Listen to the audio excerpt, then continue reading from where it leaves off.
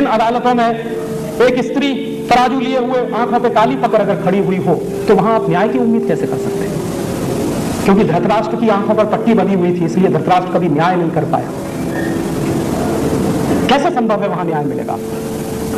इसलिए हिंदुस्तान में न्याय की व्यवस्था आपको लानी पड़ेगी। ये तो अन्याय की व्यवस्था है जो चल रही है। अंग्रेजों ने चलाई थी ये अदालत, तो अंग्रेजों के बाद खत्म कर देनी चाहिए थी, हमको अपनी अदालतें चलानी चाहिए थी।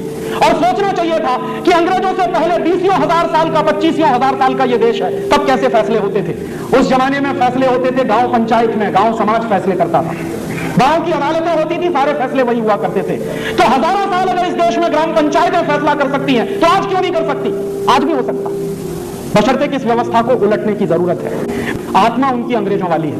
वो अक्सर मुझसे कहते हैं कि राजीव, अगर अंग्रेज नहीं आए होते तो हिंदुस्तान में कभी न्याय की पद्धति नहीं आती।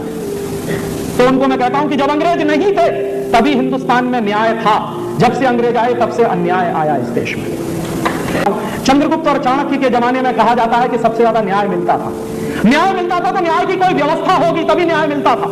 उस जमाने में सीआरपीसी नहीं था, सीपीसी नहीं था, आईपीसी नहीं था, लेकिन न्याय मिलता। ये अंग्रेजियत की न्याय पद्धति है जिसमें वर्षों वर्षों मुकदमे चलते रहते हैं। और यही कारण है कि आज हिंदुस्तान की अदालतों में 4 करोड़ से ज्यादा मुकदमे लटके हुए हैं। 4 करोड़, आप जरा कल्पना करिए तो अंदर से रोंगटे खड़े हो जाते हैं। माने 4 करोड़ परिवार हिंदुस्तान में न्याय की आस में बैठे हुए हैं, पता नहीं कब न्याय मिलेगा। हिंदुस्तान में मुश्किल से 15-16 करोड़ परिवार हैं, और उन 15-16 करोड़ परिवारों में 4 करोड़ परिवार अगर न्याय की आस में बैठे हुए हैं तो ये कौन सी न्याय पद्धति है? माने 1/4 परिवार न्याय की तलाश में है, पता नहीं कब न्याय मिलेगा। इसलिए आपको ये बदलनी पड़ेगी पद्धति, और एक हिंदुस्तानी पद्धति आपको लानी ही पड़ेगी इस देश में। और हिंदुस्तानी पद्धति इसलिए लानी पड़ेगी कि हजारों साल वो पद्धति चलती रही और उसमें न्याय मिलता रहा। इतिहास में इस बात के प्रमाण है। हिंदुस्तान में एक से एक न्यायप्रिय राजा हुए हैं, तो जिस देश में न्यायप्रिय राजाओं की भरमार रही हो उस देश में न्याय पद्धति जरूर रही होगी। उसको तलाशने की जरूरत है, उसको खोजने की जरूरत है। हो सकता है वो उसी स्वरूप में आज लागू नहीं हो पाए, तो थोड़ा हेरफेर करके, थोड़ा बदल के हम उसको लागू करा सकते हैं। इसलिए ये न्याय पद्धति भी बदलनी पड़ेगी। माने पूरी व्यवस्था आपको बदलनी है, जिसको हम कहते हैं अंग्रेजियत की व्यवस्था। तभी हमको सच्ची आजादी मिलेगी। अब तक हम क्या कर रहे हैं? व्यवस्था नहीं बदल रहे हैं, हम सत्ताएं बदल रहे हैं। एक पार्टी का राज आता है, दूसरे का आ जाता है, दूसरे का आता है, फिर तीसरे का आता है, तीसरे का आ जाता है, फिर चौथे का आ जाता है, फिर 5वें का आ जाता है। माने पार्टियों को हम बदल रहे हैं, लेकिन व्यवस्था वही चल रही है। अब मैं आपसे ये कहने आया हूं कि पार्टियों को बदलने का काम बंद करिए, व्यवस्था बदलने का काम शुरू करिए। और इसको मैं एक मुहावरे के रूप में कहता हूं कि हम क्या कर रहे हैं? कार का ड्राइवर बदल रहे हैं, कार वही चल रही है जो अंग्रेजों के जमाने में चल रहा है। इसलिए अब इस कार को बदलिए। तो आप इन तर्कों में मत फंसिए जो राजनीतिक पार्टियां आपको फंसाना चाहती हैं। पार्टियों के तर्क क्या है? स्थिरता। तो पूछिए प्रश्न कि इस स्थिरता ने दिया क्या? वही अंग्रेजों की व्यवस्था। स्थिरता का माने क्या? अंग्रेजों की चलाई गई 250 साल पुरानी व्यवस्था आज भी चलते रहे, यही स्थिरता। स्थिरता का माने ये नहीं होता। हमको गंभीरता से सोचना चाहिए कि ये पार्टियां हमको बेवकूफ बना रही हैं और बेवकूफ बना बना के आपसे वोट ले जा रही हैं। अब तो इसमें परिवर्तन की बातें सोचिए। न्याय के लिए भारत में इतने ग्रंथ हैं, इतने शास्त्र हैं कि जिनका थोड़ा सा अभ्यास करके आप बड़े बड़े मामलों को सुलझा सकते हैं। एक हमारे भारत स्वाभिमान के बहुत बड़े समर्थक, सहयोगी और शुभेच्छक हैं, उनका नाम है डॉक्टर वीरेंद्र हेगड़े। कर्नाटक में रहते हैं, धर्मस्थल में। मैं सबसे पहली बार जब उनको मिला था तो मैंने कहा आप क्या करते हैं? तो उन्होंने बहुत संक्षेप में कहा कि मैं न्याय करता हूं।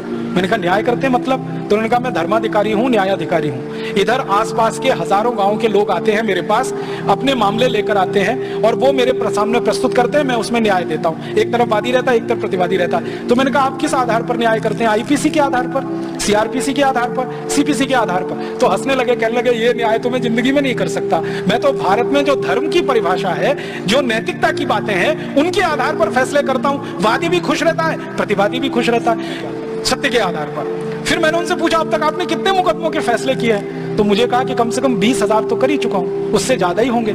अब एक न्यायाधिकारी 20,000 मुकदमों का फैसला कर सकता है अपने जीवन में, तो गांव में छोटे मोटे मामलों से लेकर गंभीर मामलों तक न्याय में हम दक्ष हो जाएंगे और लोगों को न्याय दिला पाएंगे।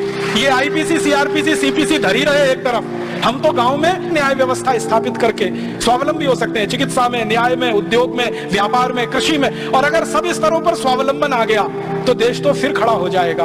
और ये देश अगर फिर खड़ा हो गया तो दुनिया को एक आदर्श बन जाएगा। हिंदुस्तानी न्याय की जो पद्धति थी उसमें वकील नहीं होता था।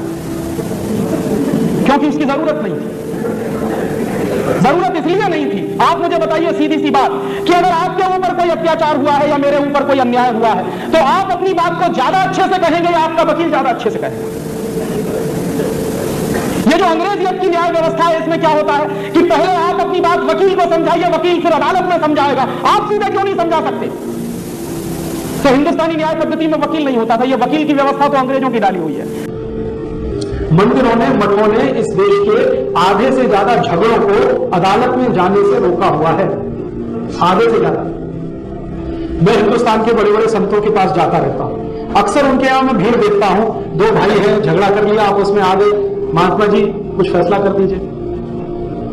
बाप बेटे आ गए, महात्मा जी फैसला कर दीजिए, साधु जी फैसला कर दीजिए। अब महात्मा जी जो फैसले करते हैं रोज रोज, वो अद्भुत है। अगर ये सब मुकदमे अदालतों में चले जाए तो अदालतों में बैठ जाएंगी, क्योंकि हिंदुस्तान की अदालतों में 4.5 करोड़ मुकदमे पिछले 20 साल से पेंडिंग है, उनको वो हल नहीं कर पा रहे हैं। रोज रोज नए नए मुकदमे पहुंचना शुरू हो गए तो बैठ जाएंगे, इनके बस का नहीं। आप इस देश की व्यवस्थाओं को अगर बदलने के लिए तैयार हैं और आपको लगता है कि जो कुछ चल रहा है वो सत्यानाशी है, अत्याचारी है, हम इसको बर्दाश्त नहीं करेंगे, तो आप इसको कहना शुरू करिए। कहने में बहुत शक्ति होती है, हमको ये चिल्लाना शुरू करना पड़ेगा। कम से कम इसको चिल्लाना शुरू करिए और इसके चिल्लाने में बहुत शक्ति निकलेगी। आप कहना शुरू करिए कि ये अंग्रेजियत की व्यवस्था क्यों चल रही है। एक साधारण सा वाक्य बोलना शुरू कर दीजिए अपने जीवन में। हर एक दूसरे से पूछिए अंग्रेजों की व्यवस्था क्यों चल रही है, 250 साल पुराने कानून क्यों चल रहे हैं, वही कानून क्यों चल रहे हैं जो अंग्रेजों ने बनाए थे। ये बातें जब घूमने लगेंगी पूरे भारतीय परिवेश में तो इन बातों में से शक्ति पैदा होगी और वही शक्ति व्यवस्था परिवर्तन के काम में आएगी।